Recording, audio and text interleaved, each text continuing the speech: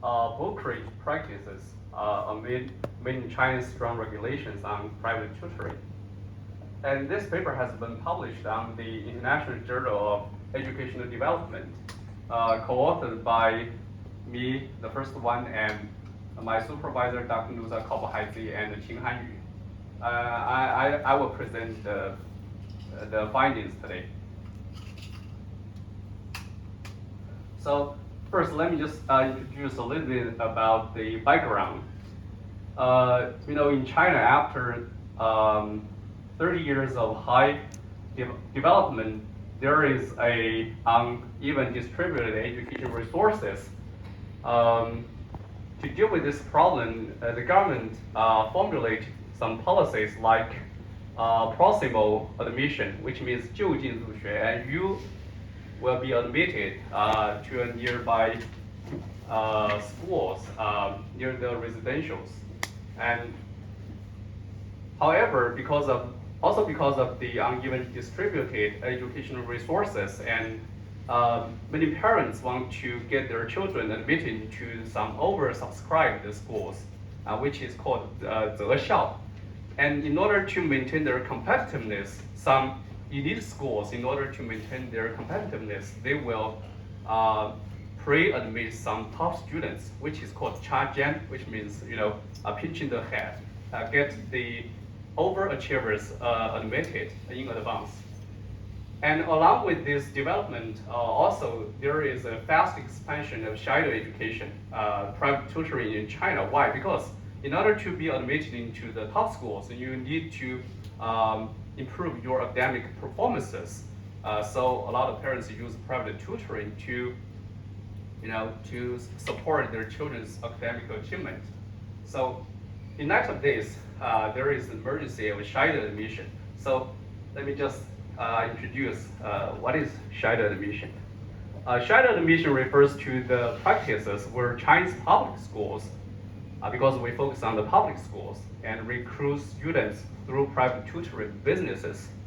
So there are three defining features. First, there is cooperation between shadow sector with the mainstream school system. And second, this admission violates the proximal admission principle and the principle that forbids test-oriented admission to secondary schools. Because the government policy forbids the admission test, but they still use the admission test to decide which one should be admitted. So second is the violation. And third one, it is profit generation, because by using the test, private tutoring business earn a lot of money from students and parents, so they generate a lot of profits.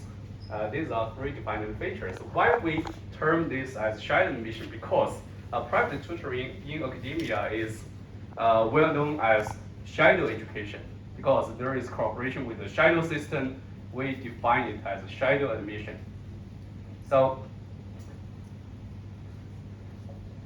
let's look at this theoretical framework, because we want to explore the brokerage practices in the shadow system. So let me just first introduce what is brokerage. Brokerage is conducted by brokers. A broker is an actor who influences, manages, or facilitates interaction between different parties. And brokerage is the practice conducted by the brokers. And we theorize brokerage by using the framework of sense-making. And sense-making is the interactive practices of enactment, selection, and retention to reduce equivocality and establish assembly rules. And this is a little bit theoretical. Let me just show you an example. For example, I will say, so where will you send your children to receive private tutoring? You will say agency 1, okay? I will say, what about agency 2? We have a different proposal, right? And you finally say, okay, let's go to the agency 2. And this is a double interact, because through the double interact, we clarify how we do things, and we establish the rules. So through cycles of double interact, I mean this sense-making process, and you finally establish assembly rules. Assembly rules is a kind of guidelines, organizational rules, and values and norms to further confine or guide your behavior. So this is called sense making, and we theorize brokerage as sense making process. And finally, they establish a lot of assembly rules to do the brokerage practices. And then how can we explore the brokerage practices? We use qualitative research methods. First, we use the maximal variation sampling strategy.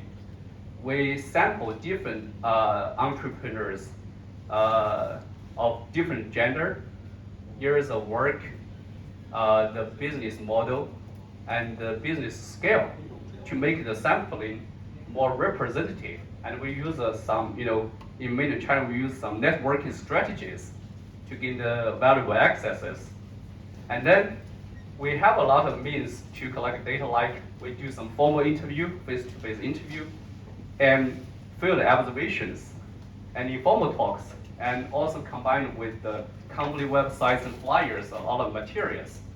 And we also collect data from different participants, like the entrepreneurs and some gatekeepers and their event contacts or guanxi contacts to triangulate the data.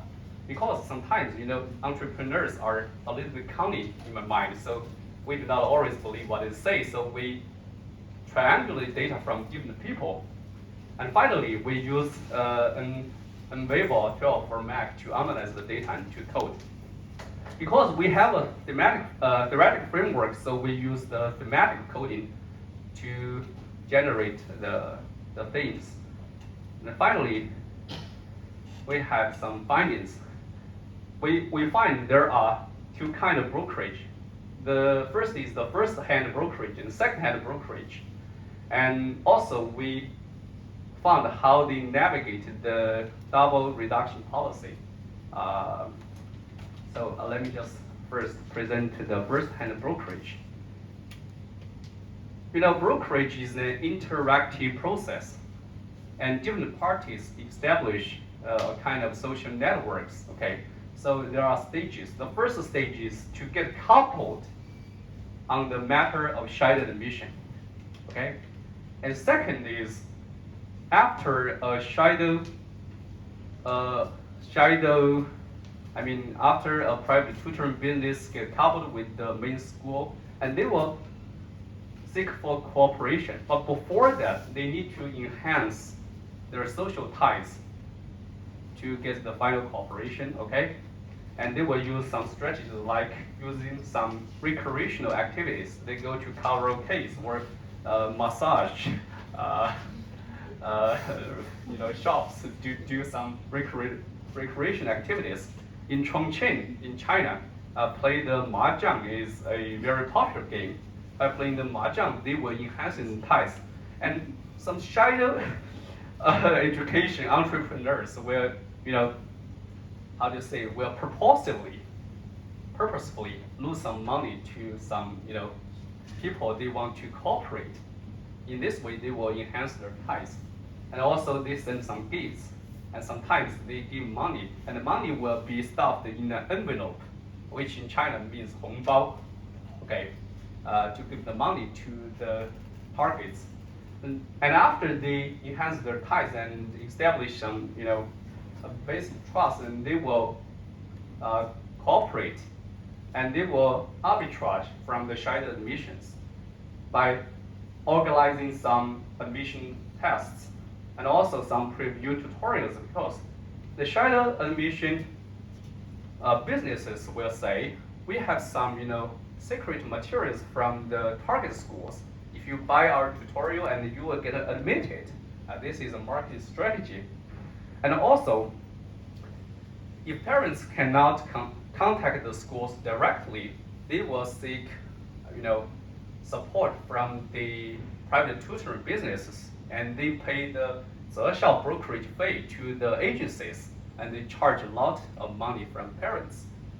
And finally, remember, there is cooperation between the shadow education business and mainstream schools, okay? And if the private tutoring business can recommend a lot of top students to the schools, they will get some reward from schools. And this is reality.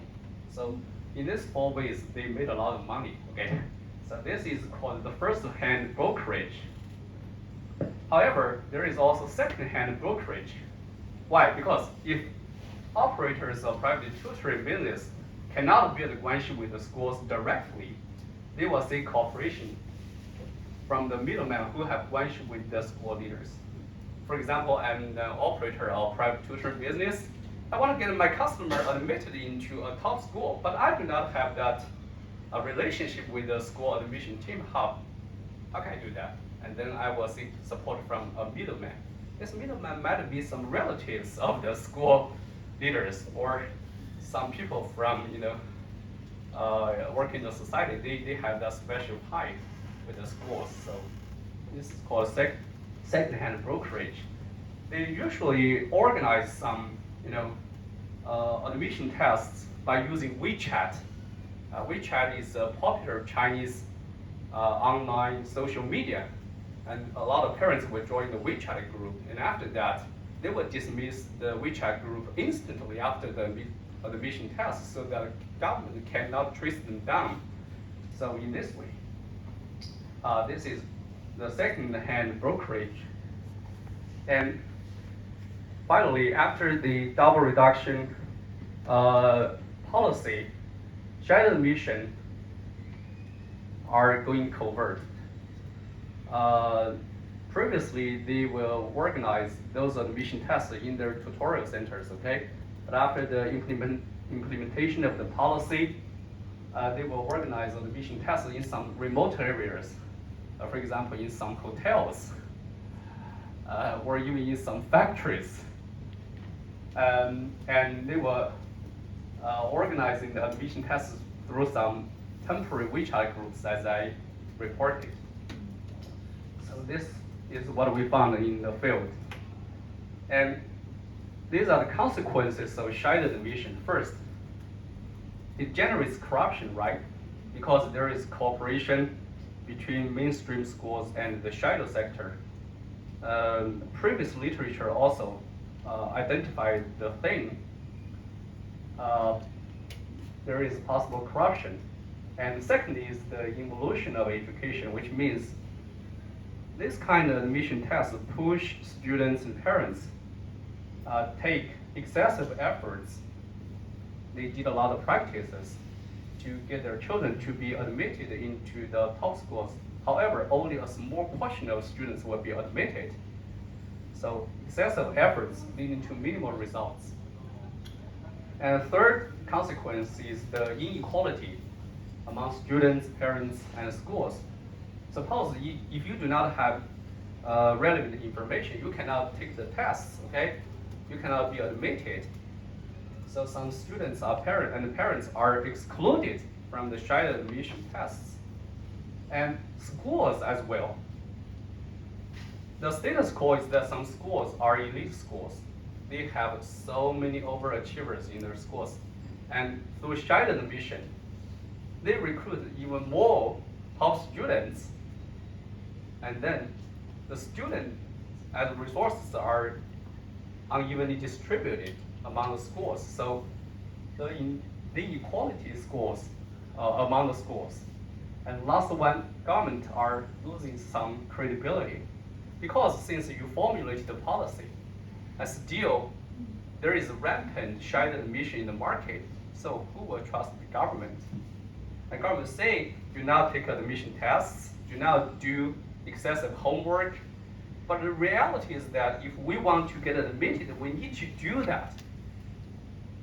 And parents will say, so who is doing the supervision? How is supervision going? Okay, how is the monitoring system going? So government is losing some credibility. So these are the consequences. So we have two recommendations. First, I think it's possible for government to formulate a policy to say if some school if some schools are involved in shared admission, the school principals should be fired. I think in a society of rule of law, this is possible. And recommendation 2 is that we should rotate teachers among different schools in the urban district, because we conducted the research mostly in the urban area. You know, in China, public teachers are similar to the government civil servants. Okay, we can use some administrative measures to rotate the teachers, to circulate them in the education system so that the teaching resources can be more evenly distributed. Okay, and in that way, parents will know I may be admitted into this school, but I still can enjoy some, quality teachers, better teachers from the top schools. Okay, so this might be a possible solution to the shadow admission, but still the situation is far more complicated than what I reported. So these are the references. If you are interested in the development, you can download the paper, and our research has got a lot of inspiration from the previous literature, okay, written by Professor Zhang Bray and Professor Zhang Bray. Okay, you can also read the article. Okay, thank you. This is my presentation. I hope that you may have some questions. Okay.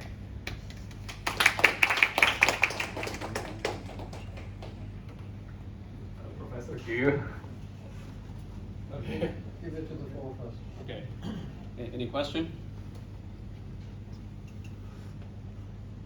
Other question. Okay.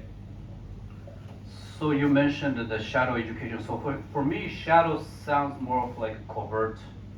And then you also mentioned a covert form of shadow education. So is it like a shadow education of the already shadow education? Like it's how do you turn shadow education into more covert? Okay. The definition of shadow education, I think, if you look at literature, there is a well-received definition of shadow education. It is like a shadow which mimics the mainstream education. When Professor Bray defined the shadow education in this way, and the shadow education is not so covert, though it is under-researched. However, after the double reduction policy, especially its implementation, some private tutoring really goes underground, according to my observation, because they want to escape the regulation from the government. So really going covert. Like I mentioned, the admission tests, which is forbidden by the government, is organized in a covert way, right? To escape the monitoring and the supervision and regulation as well. Okay, so it becomes what you mentioned, a true shadow. Okay, to some extent. Okay. Any question? Okay. Thank you, Ken.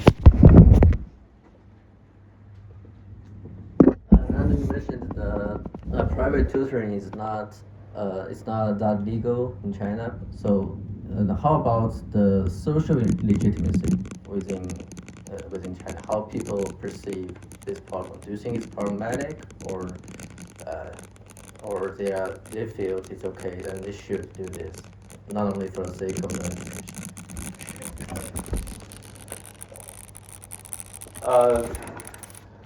This is a very sharp question, For me, I think in the market economy, shadow education is acceptable because we have the right to purchase the education commodity in the market economy. But a healthy economy is based on equality. If you agree with this proposition, and you will think deeper about shared education.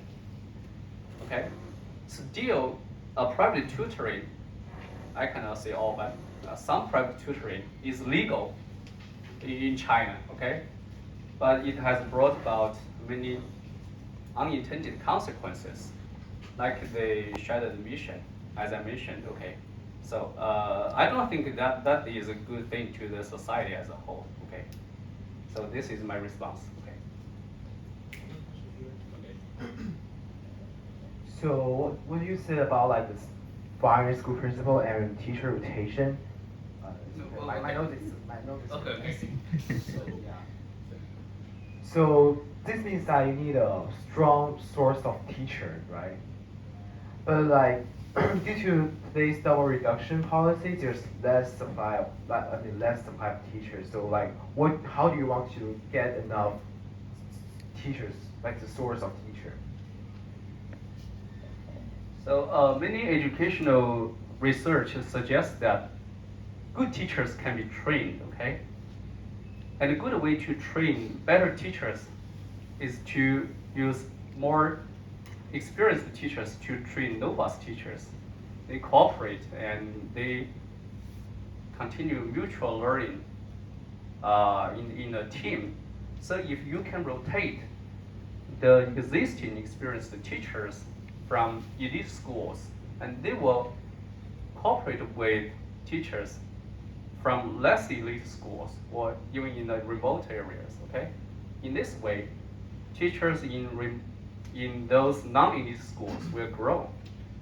So you're making a balance between like just these teachers, right? So like the gap of the ability will reduce and like all like the overall how to say, education level will decrease. yes. Okay. Thank you for the question. I think time is up, and we will welcome the next presentation. Okay.